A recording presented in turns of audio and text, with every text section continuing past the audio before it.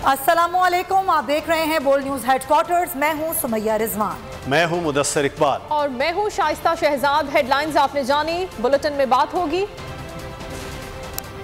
सिपाही सालार का 2 टोक ऐलान। लाहौर में खिलाड़ियों की बैठक। इस्लामाबाद नोगो एरिया। कराची में दहशतगर्दी। इंतहा पसंद हिंदू बेलगाम। Army chief general Qamar Javed Bajwa ने कहा है कि मुसल्लह अफवाज ने खुद को सियासत से दूर कर लिया है और इसी तरह रहा जाएगा। वाशिंगटन में गुफ्तगू में उन्होंने 2 माह में अपनी सुबकदोशी का इंदिया भी दे दिया। मजीद कहा कि मजबूत मईशत मुल्क के लिए बेहद अहम है, इसके बगैर कौम अपने अहदाफ हासिल नहीं कर सकेगी। जनरल कमर जावेद बाजवा का वक्त पर सुबकदोश होने का इंदिया। वाशिंगटन में पाकिस्तानी सिफारत खाने में जोहराने के मौके पर गुफ्तगू में उनका कहना था कि मुसल्लह अफवाज ने खुद को सियासत से दूर कर लिया है और इसी तरह रहा जाएगा। 2 माह में अपनी मुद्दत पूरी होने के बाद सुबकदोश होने के हवाले से कहा कि वो अपने वादे के मुताबिक करेंगे। जनरल बाजवा ने मजबूत मईशत को मुल्क के लिए बेहद अहम करार दिया। उनका कहना था इसके बगैर कौम अपने अहदाफ हासिल नहीं कर सकेगी।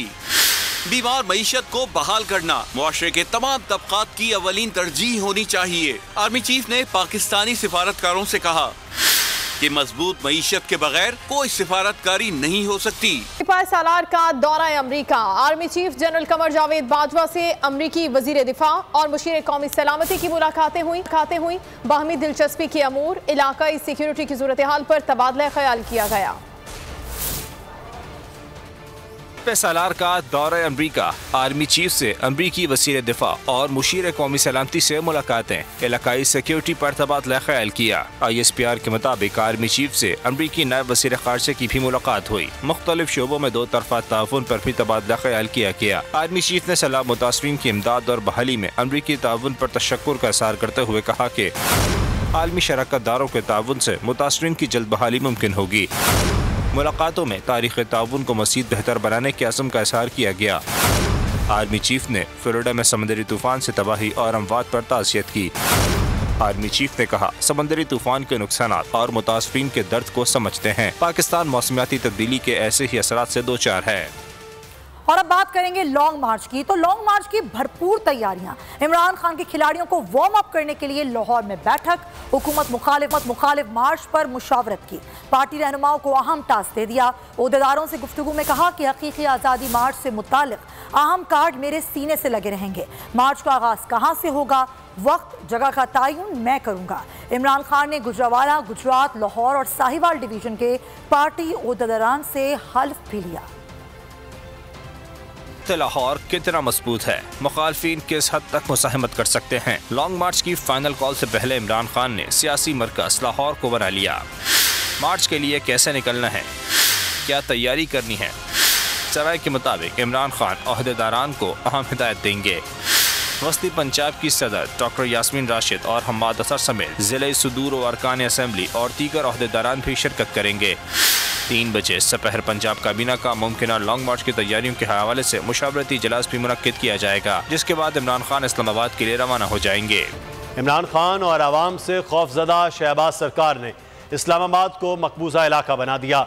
अहम इमारतों की सिक्योरिटी के लिए फौज को बुला लिया। तहरीक इंसाफ के लॉन्ग मार्च के खौफ से इस्लामाबाद में जगह जगह कंटेनर्स की दीवारें उठाई जाने लगी। अवामी सैलाब को रोकने के लिए शहर में खंदकें भी खोदी जाने लगी। हुकूमती इक़दामात से दारुल हुकूमत के अवाम सख्त अजियत से 2-4 हो गए। शहरियों का कहना है कि हुकूमत ने उनके आने जाने के रास्ते बंद कर दिए हैं। तलबा और मरीजों को भी शदीद परेशानी का सामना है। के लॉन्ग मार्च का खौफ या हुकूमत अपने ही अवाम से खौफजदा। हुकूमत की जानिब से फौज को अहम इमारतों की जिम्मेदारी सौंपे जाने लगी। शहर में 30,000 पुलिस और रेंजर्स को तैनात किया जा रहा है। शहर इक़्तिदार को खारदार तारे लगाकर नो गो एरिया में बदल दिया। अवाम का कहना है हुकूमत ने शायद उन्हें भी दुश्मन समझ लिया है, इसीलिए उनके आने जाने के रास्ते बंद किए जा रहे हैं। इमरान खान ने लॉन्ग मार्च की कॉल दी नहीं, तारीख बताई नहीं, लेकिन राना एंड कंपनी खौफजदा हो गई। वजीर दाखिला राना सनाउल्लाह ने कई मौके पर तशद्दुद का रास्ता अपनाने की धमकी भी दे दी। इस्लामाबाद में रेड जोन के अतराफ जंगी माहौल है। देवहेकल कंटेनर्स, खारदार तारें और खंदकें जंग ज़दा इलाके का मंजर पेश कर रही हैं। लगता है वजीर दाखिला राना सनाउल्लाह ने भरपूर तसद्दुम की पॉलिसी अपना ली। हुक्काम को खुली हिदायत दे दी है, कुछ भी हो जाए तहरीक इंसाफ के काफिले इस्लामाबाद में दाखिल ना हों। की आज़ादी मार्च तमाम लुटेरों के असाब पर सवार है। वफाकी वजीर दाखिला अवामी इनकलाब आता देखकर हवास बाख्ता हो गए हैं। PTI के रहनुमा फरूख हबीब की राना सनाउल्लाह पर लफ्जी गोलाबारी। बोले लीगी रहनुमा के मुंह से कानून और आइन की बातें अजीब लगती हैं। नून लीग में आवाम का सामना करने की जुर्रत नहीं। शरीफ खानदान मुल्क की सलामती के लिए संगीन खतरा है। इदारों पर कीचड़ उछालने वाले और उनके रखवाले नहीं, आस्तीन के सांप हैं। नैब तरमीम केस में नैब ने अटॉर्नी जनरल के दलाइल अपनाने का तहरीरी मौक़िफ़ सुप्रीम कोर्ट में जमा करा दिया। जस्टिस मंसूर अली शाह ने इमरान खान के वकील ख्वाजा हारिस से कहा कि पार्लियामान अगर नैब कानून को ख़त्म कर दे तो अदालत क्या कर सकेगी। जस्टिस एजाजुल एहसन ने कहा कि एहतिसाब इस्लाम का बुनियादी उसूल है। मजीद समाअत कल तक के लिए मुलतवी कर दी गई। सुप्रीम कोर्ट में नैब तरमीम का मुकदमा, नैब अटॉर्नी जनरल के दलाइल अपनाएगा। नैब ने तहरीरी मौक़िफ़ सुप्रीम कोर्ट में जमा करा दिया। इमरान खान के वकील ख्वाजा हारिस ने अपने दलाइल में कहा कि नैब कानून को मजबूत करने के बजाय तरमीम से गैर मौसर किया गया। माजी में सुप्रीम कोर्ट करप्शन को मुल्क के लिए कैंसर करार दे चुकी। ने ख्वाजा हारिस से कहा, आपने नैब तरमीम को अदालत में चैलेंज किया, क्या बेहतर होता कि आप पार्लियामान ही न छोड़ते। पार्लियामान अगर नैब कानून को ख़त्म कर दे तो अदालत क्या कर सकेगी। जस्टिस मंसूर अली शाह ने इस्तफसार किया कि सुप्रीम कोर्ट ने किसी ख़त्म किए गए कानून को बहाल करने का कभी हुक्म दिया। ख्वाजा हारिस ने वजाहत की कि सुप्रीम कोर्ट 1990 में वापस लिया गया कानून बहाल करने का हुक्म दे चुकी। जस्टिस एजाजुल एहसन ने रिमार्क्स दिए कि पार्लियामान भी आइन और शरीयत के ताबे होती है। एहतिसाब इस्लाम का बुनियादी असूल है। इसके बाद मज़ीद समाअत कल तक मुलतवी कर दी गई। पहले इलेक्शन कमीशन को मातहत अदारा बनाया, अब नैब को अदारा बना दिया गया। अरबों की प्ली बारगेन करने वाले नैब के साथ मिलकर पैसा वापस लेंगे। आसिफ जरदारी हुकूमत को दिया गया पैसा वापस लेने के चक्कर में है। रहनुमा PTI फवाद चौधरी की तनकीद मीडिया से गुफ्तगू में कहा, नैब तरमीम के बाद नवाज शहबाज और आसिफ जरदारी के केसेस क्लियर हो गए। उम्मीद है सुप्रीम कोर्ट इस कानून को गलत करार देगी। नैब लॉ में जो तरमीम की उसके नतीजे में अमली तौर के ऊपर अकाउंटेबिलिटी जो का ख़त्म हो गया है और वो हमें रोज़ाना नज़र भी आ रहा है। चाहे वो मरियम नवाज की बरियत का मामला हो, चाहे हमें शहबाज शरीफ के केसेस का मामला हो, चाहे आसिफ जरदारी के मुकदमों का मामला हो, आपके सामने हमें रोज़ाना नज़र आ रहा है कि कैसे पाकिस्तान में एहतसाब का अमल मुकम्मल तौर के ऊपर ख़त्म हो गया है जब से हुकूमत आई है। और जैसे इमरान खान ने पहले ही बताया था कि एक बुनियादी एजेंडा है रिजीम चेंज का कि इसके नतीजे में आपने एहतसाब ख़त्म करना है और एहतसाब हम अमली तौर पे देख रहे हैं कि ख़त्म हो गया। इसका मतलब ये है कि करोड़ों रुपए नहीं, कई अरब रुपए आपको वापस करने पड़ेंगे उन लोगों से जिनसे आपने ये पैसे रिकवर किए। इसका सबसे बड़ा बेनिफिशियरी है आसिफ जरदारी। अब ये तरमीम करके जरदारी साहब क्या कर रहे हैं, वही पैसा जो उन्होंने हुकूमत को दिया वही पैसा वापस लेने के चक्करों में।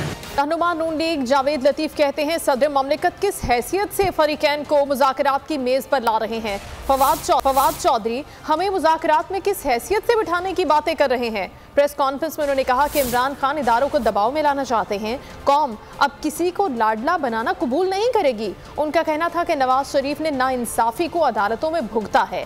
सबको रेस में ज़ीरो से शुरू नहीं करवाया जाएगा तो इसे लेवल प्लेइंग फील्ड नहीं कहा जा सकता। की में बार बार पिसते रहे मगर हमने तो उफ नहीं की। हमने तो जो अदारों में बैठे लोगों ने गलत फैसले किए सिर्फ उसकी निशानदेही की। हम रियासती अदारों के खिलाफ कौम को उकसाएं और उसको जहाद का नाम दें, उस पर हलफ लें और फिर भी ये कहें कि जनाब आईनी कानूनी तकाजे पूरे करके भी हमें कुछ ना कहा जाए। इसे लाडला बनाया जाता रहा है और बनाया जाए, ये अब कौम को बर्दाश्त नहीं है। जितने भी कानून की जद में आने वाले एक्ट इसने किए हैं उसके बगैर कोई लेवल प्लेइंग फील्ड नहीं है। अगर सबको रेस में जीरो से शुरू नहीं करवाया जाएगा तो उसको लेवल प्लेइंग फील्ड नहीं कहा जा सकता। में होने के बावजूद नैब पर बरहम कहते हैं नैब तरमीम नहीं करते तो कोई अफसर काम करने के लिए तैयार नहीं था। मुआवने खुसूसी का मजीद कहना था कि नैब काला कानून है, इसको सिर्फ सियासी इंतकाम के लिए बनाया गया। नैब को मजीद बेअसर बनाने का भी इंदिया दे दिया कि नैब का कानून एक काला कानून है, बदतरीन डिक्टेटरशिप के दौर में इसको बनाया गया, पॉलिटिकल इंजीनियरिंग के लिए बनाया गया और वो सियासी इंतकाम के लिए, पॉलिटिकल विक्टिमाइजेशन के लिए इस्तेमाल किया गया। मुस्लिम लीग नून के या पीपल्स पार्टी के दौर में हम नैब के कानून में तरामीम नहीं कर सके। ये तरामीम इसलिए जरूरी है कि कोई सरकारी अफसर किसी फाइल पर साइन करने को तैयार नहीं है, कोई सियासतदान, कोई वजीर मुशीर वो कोई काम करने को तैयार नहीं है, क्योंकि नैब का एक डर और खौफ लोगों के दिलों में बैठ गया था। सियासी जोड़ तोड़ तेज। पासपोर्ट मिलते ही मुस्लिम नून की नायब सदर मरियम नवाज ने लंदन के लिए उड़ान भर ली। निजी एयरलाइन की परवाज के जरिए लंदन चली गई। कहती हैं मुझसे इंतजार नहीं हो रहा कि कब जहाज लैंड करे और वालिद से मिलूं। 3 साल से वालिद से नहीं मिली। मरियम नवाज 1 माह तक लंदन में क़याम करेंगी। सियासी हिकमत अमली पर वालिद से मुशावरत होगी। बाप और बेटी की वापसी एक साथ 6 नवंबर को मुतवक्के। मरियम नवाज की फुर्तियां, कल पासपोर्ट वापस मिला। मरियम नवाज आज लंदन परवास कर गईं। मरियम नवाज ने अल्लामा इकबाल इंटरनेशनल एयरपोर्ट लाहौर से निजी एयरलाइन की परवाज QR629 से बरास्ता दोहा लंदन के लिए परवास की। लंदन रवानगी से कबल नून लीग की नायब सदर ने दादा दादी और वालदा की कब्रों पर फातिहा ख्वानी भी की। जराये के मुताबिक मरियम नवाज लंदन में वालिद से सियासी उमूर पर मुशावरत करेंगी। लंदन में उनका क़याम लगभग 1 माह पर मुहित होगा। उनकी वतन वापसी नवाज शरीफ के हमरा 6 नवंबर को मुतवक्के है। मीडिया से गुफ्तगू में मरियम नवाज ने कहा, वालिद से मिलने के लिए बेताब हूँ। 3 साल से वालिद से नहीं मिली। नवाज शरीफ, हुसैन नवाज और हसन नवाज के हमरा लंदन के एवन फील्ड अपार्टमेंट्स में रिहाइश पजीर हैं। News headquarter.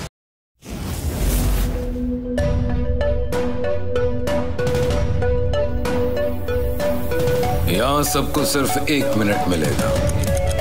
And your time starts now.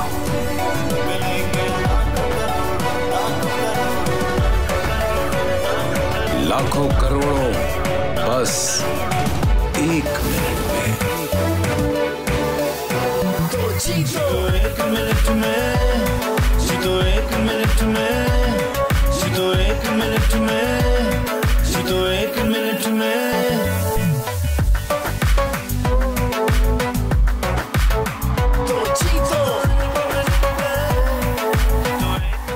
जीतो 1 मिनट में बुध और जुमेरात शाम 7 बजे सिर्फ बोल एंटरटेनमेंट पर।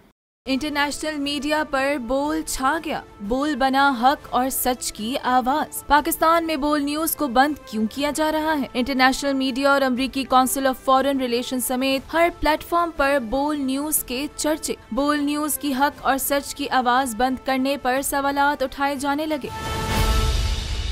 सबसे ज्यादा व्यूज, सबसे ज्यादा रील्स और सबसे ज्यादा रेटिंग के साथ बोल अब भी नंबर 1 पोजीशन पर बरकरार।